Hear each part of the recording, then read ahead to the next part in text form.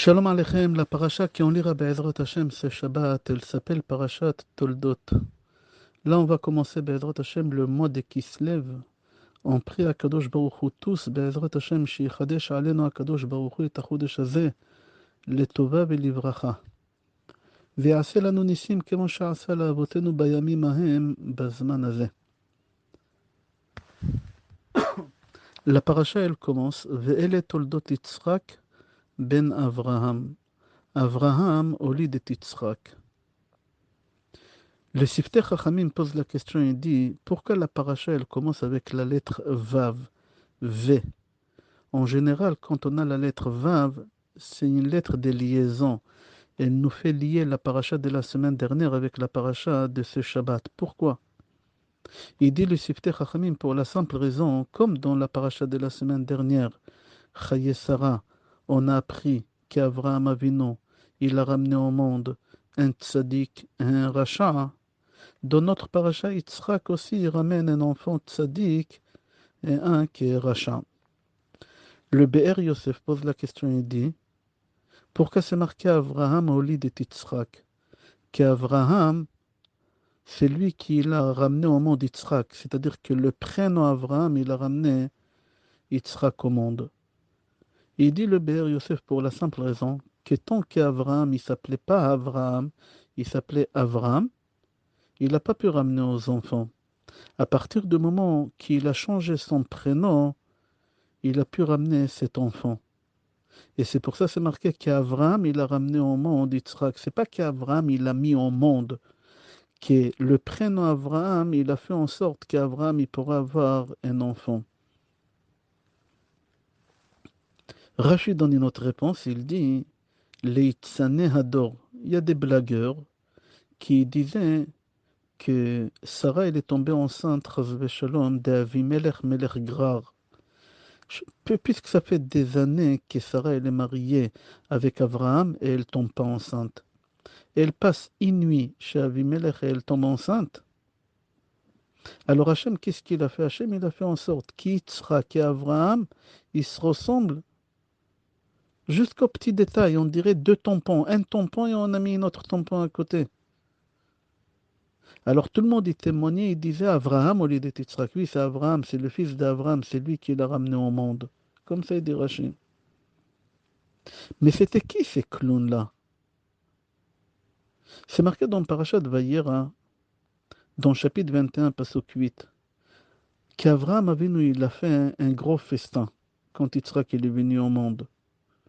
Et qui était invité dans ce festin-là? Rachid dit Shem, Ever et Avimelech Melech Grar. C'était qui le clown alors? Le Sfour nous dit c'était Ishmaël. Ishmaël, il était à l'extérieur de la salle et chaque personne qui venait à ce festin-là, il arrêtait et lui disait tu sais, à l'intérieur de la salle, il y a Shem et Ever. Mais est-ce que tu peux me dire, c'est une devinette, qui y a encore là-bas? Alors le bonhomme, il disait je sais pas. Ishmaël, il lui disait Avimelech. Mais tu sais encore une devinette. Sarah, elle est mariée avec Abraham. 75 ans, elle tombe enceinte. Il y a 9 mois, Avimelech kidnappe Sarah et soudain, il y a un Brit Mila 9 mois après. D'après toi, qu'est-ce qui s'est passé? Il faisait des blagues de cette histoire. Qui l'a invité Avimelech à ce festin-là? Il faut que tu saches qu'Avimelech, quand il a kidnappé Sarah, Hachem, il a puni Avimelech et toute sa famille. Que toute la plomberie, elle a arrêté de fonctionner. Rachid, dans le chapitre 20, pasuk 9, il dit qu'il ne pouvait pas aller aux toilettes, qu'il ne pouvait plus avoir des enfants. Hachem, il leur a bloqué toute la plomberie. Et Avraham Avinu, il prie qu'Hachem, il envoie la guérison à Avimelech et à toute sa famille. Et Hachem, il guérit Avimelech et toute sa famille, comme ça c'est marqué dans pasuk 17. Mais il faut que tu saches qu'avant de guérir Avimelech et toute sa famille, Akadosh Baruch Hu, d'abord, il guérit Avraham Avinu et Sarah, et il lui donne la possibilité d'avoir un enfant. C'est-à-dire uniquement après qu'Avraham ait pris pour Avimelech, c'est marqué V'Hachem pakad et Sarah. Kadosh Baruch Hu, il a donné à Sarah un enfant. C'est-à-dire qu'on a deux histoires côte à côte. La plomberie chez Avimelech ne fonctionne pas et que Sarah, elle a un enfant. Pourquoi? D'ici, on apprend Kol hamitpalel al chavero ne'ena tchila. Si tu pries pour ton ami parce qu'il a un problème, alors Akadosh Baruch Hu, d'abord il va régler tes problèmes à toi que tu as prié, et après il va régler le problème de celui qui tu as demandé qu'on règle son problème. Alors Abraham Avinu, il a prié pour Avimelech. Mais Akadosh Baruch Hu, d'abord, il a guéri Sarah et Abraham, qu'ils ont eu un enfant, et après Hachem, il a guéri Avimelech et toute sa famille. On va aller un peu plus loin. Dans la tfila de Shabbat, le matin, on dit Nishmat kol chai tevarech. Je crois dans Patach Eliyahu, puisque tous les Français ils ont des Patach Eliyahu à la maison, dans page 210, c'est marqué là-bas. Regarde à l'intérieur, Befi Yesharim, Titromam. Dans la ligne d'après, c'est marqué Befi ou Besifte Tzadikim, Titbarach. Et après, c'est marqué ou Bilshon Chasidim, Titkadash. Ou Bekerev Kedoshim, Titalal. Si tu prends les premières lettres, Yesharim, Tzadikim, Chasidim, Kedoshim, ça fait Yitzhak. Et si tu prends la troisième lettre à côté, Titromam, Titbarach, ça fait Rivka. C'est-à-dire qu'on a Yitzhak et Rivka dans la tfila de Nishmat Kol Chai. Pourquoi? Le Ben Ishraï va un peu plus fort que ça. Dans Parashat Toldot, deuxième année, il a dit qu'il a entendu de quelqu'un, mais je n'ai pas vu de qui il a entendu. Et il dit, c'est marqué, Vaye'etar Yitzhak la Hashem, le nochach ishto, marque le nochach ishto, lamed nun chaf chet, ishto, alef shin taf vav. C'est Raché Tevot, lomar nishmat kol chai et shimcha tevarech. Le Ben Ishraï dit, si tu dis, Nishmat kol chai et shimcha tevarech, Akadosh Baruch Hu il va te donner des enfants comme il a fait à Yitzhak et à Rivka. Et Yitzhak et Rivka, ils ont eu des enfants parce qu'ils ont fait Nishmat kol chai. C'est marqué comme ça que quelque chose, une zgoula, je crois zgoula en français se dit, c'est, je sais pas comment dire en français zgoula, pas un porte-bonheur, mais c'est quelque chose de bien pour avoir des enfants, c'est de lire Nishmat kol chai. Comme ça, ils ont fait Yitzhak et Rivka, quand Hachem il a écouté leur tfilot. Et le papa et la maman, ils doivent lire Nishmat Kol Chai. La question qu'elle se pose, combien de prières ils ont fait Yitzhak et Rivka pour avoir des enfants? J'ai trouvé dans un livre qui s'appelle Igra de Kala que la valeur numérique Yitzhak et Rivka 515. La valeur numérique des Tfila 515 et la valeur numérique de Ve'etchanan 515. Shehu Sod Taktu. C'est dans le Sod que Moshe Rabbeinu il a prié à Kadosh Baruch Hu aussi, va être Hanan et Hashem Baetaï 515 fois pour pouvoir entrer en Eretz Israël. On va aller un peu plus profond. Dans le livre Megalé Amukot, dans Ofan Lamedhei, dit que le Sod, c'est quoi le secret ici d'après la Kabbale? Yud-Hei, plus loin, Tafkouf. C'est-à-dire quoi? Yud-Hei, c'est 15. 15 fois 500. C'est-à-dire quoi 15 fois 500? Pour que ta prière elle puisse arriver aux cieux qui s'appelle Aravot, c'est le summum, aux derniers cieux, il faut que tu pries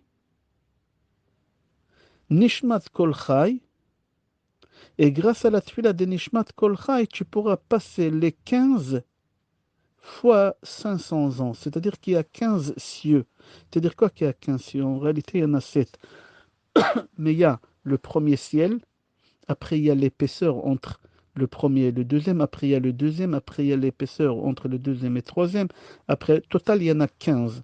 Et chaque cieux et chaque épaisseur des cieux, ça fait total 15. Pour que ta prière, elle arrive, il faut qu'elle traverse 15 fois 500 ans. Le Mégalé Amukot, comme ça il dit. Il dit, on trouve ce secret-là dans Tehillim 68, Pasuk 5. Solu la rochev ba'aravot beya shemo. Ya yudhei, c'est 15. Il dit comme ça, Yesharat filatrem sheta'ale la raki ha'aravot beya shemo.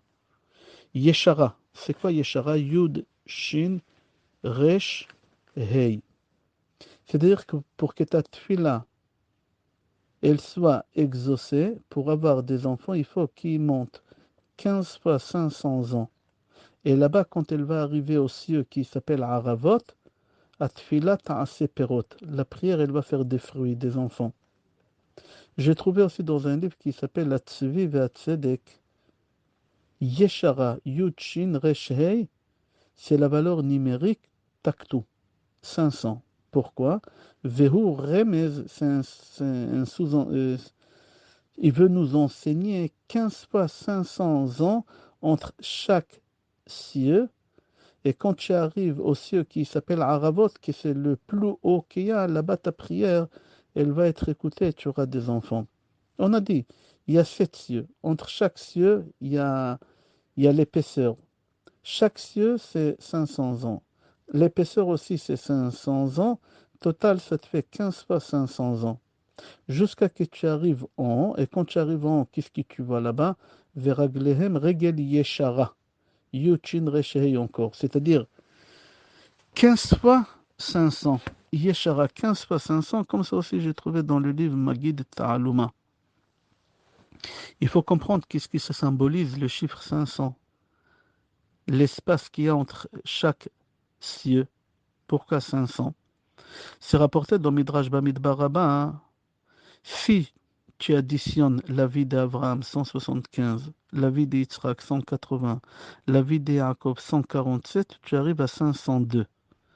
Et c'est ça l'espace qu'il y a d'ici en bas jusqu'au dernier cieux. Alors le Matanot Keuna pose la question, il dit, qu'est-ce que tu fais avec les deux? Il y a 502. Elle dit non, ça c'est l'épaisseur de la terre qu'on n'a pas calculé. Il y en a qui disent que c'est les derniers cieux qu'on n'a pas calculé. Encore un peu plus loin. Quand un homme il s'unit avec sa femme le soir de Migvé pour faire la mitzvah des Prou Urvu, Peiresh Vav, Urvu Vavresh Bet Vav. Prou c'est 286, Urvu c'est 214. Ensemble, ça fait 500. C'est-à-dire quand l'homme et la femme ils s'unissent pour faire la mitzvah des 500, ils auront un enfant. Et encore, l'homme, il a 248 organes. La femme, elle a 252. Tu fais les 248 de l'homme avec les 252 de la femme. Quand ils s'unissent ensemble les deux le soir des mikveh, ça fait 500. Encore, une femme, elle allume 2 bougies Shabbat. Pourquoi 2? Parce que la valeur numérique d'un bougie ner, 250, multiplié par 2, ça te fait 500. Et c'est pour cela, une femme qui veut avoir des enfants, ou une femme qui a des enfants et qui veut que ses enfants ils soient sur le droit chemin, il faut prier beaucoup au moment qu'on allume les bougies de Shabbat, qu'il y a là-bas le chiffre 500. Et comme ça, cette fille-là, elle monte tout de suite au dernier ciel qui s'appelle Arava. Et elle aura des enfants, Bezrat Hashem. Encore plus loin, c'est marqué Hagouf, le corps, 94. Vehan Neshama 406. Ensemble, le corps et la Neshama, ça fait 500. Dans Targum Yonatan ben Oziel, et aussi dans Pirkei de Rabbi Eliezer, dans chapitre 32, il dit là-bas, Rabbi Yehuda dit, 20 ans, Rivka, elle était stérile. Après 20 ans de stérilité, Yitzhak qui prend sa femme Rivka au mont Moria, où là-bas il a été sacrifié. Et là-bas il prie, Nishmat Kol Chai, et là-bas Hachem il lui a donné un enfant. Pourquoi tout ça? Rabbi Israël Salant dit, pourquoi Yitzhak il a pris Rivka avec lui? Il pouvait aller seul au mont Moria. Il répond, il dit, parce que Yitzhak c'est la rigueur. Din, Gvura. C'est lui qui est là, qui a la rigueur, il ne peut pas avoir des enfants. Rivka c'était que le chesed. On a vu la semaine dernière qu'elle a dit, je donnerai aussi au chameau.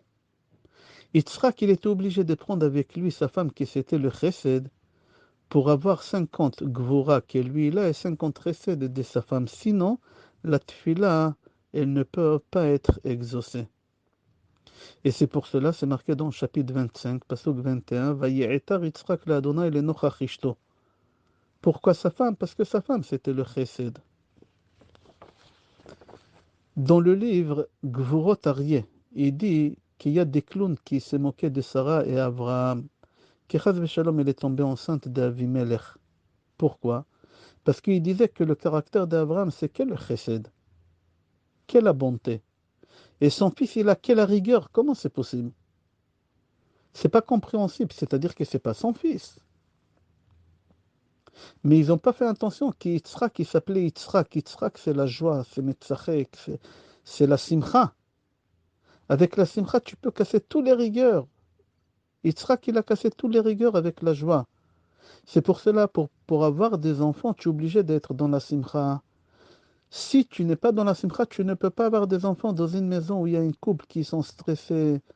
Oui, les règles ils vont arriver. Oui, encore le migvé. Oui, j'ai de retard, j'ai pas de retard.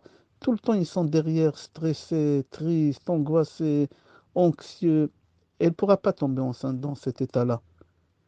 Yitzhak, il a pu avoir un enfant parce qu'il a réussi avec son prénom ramener la simcha à la maison. Celui qui n'a pas la simcha, il ne peut pas avoir des enfants. Il y a une vraie histoire véridique qu'il y a quelqu'un qui était marié avec sa femme pendant 20 ans. Et pendant 20 ans, ils étaient tristes. Chaque mois, quand les règles arrivaient, c'était des pleurs. Un jour, ils ont décidé, on va adopter. Et au moment qu'ils ont adopté un enfant, ils étaient joyeux, la simcha. 20 ans de stérilité, il y a un enfant qui vient au monde. Et soudain, qu'est-ce qui se passe? Elle tombe enceinte, la femme, sans traitement, sans médicaments. Pourquoi? Parce que la tristesse, elle est partie, l'anxiété, elle est partie. Et grâce à la simcha qu'ils avaient avec l'enfant qu'ils ont adopté, hein, elle est tombée enceinte. C'est pour ça, les clowns, quand ils rigolaient d'Abraham et Sarah en disant, regardez, quand on a la simcha, comment ça se passe. Yitzhak, grâce à son prénom Yitzhak, il a ramené la simcha à la maison, qui rendait joyeuse sa femme. Il a eu d'Abel, il a eu des jumeaux. On va aller un peu plus profond et on arrête avec ça, Be'ezrat Hashem.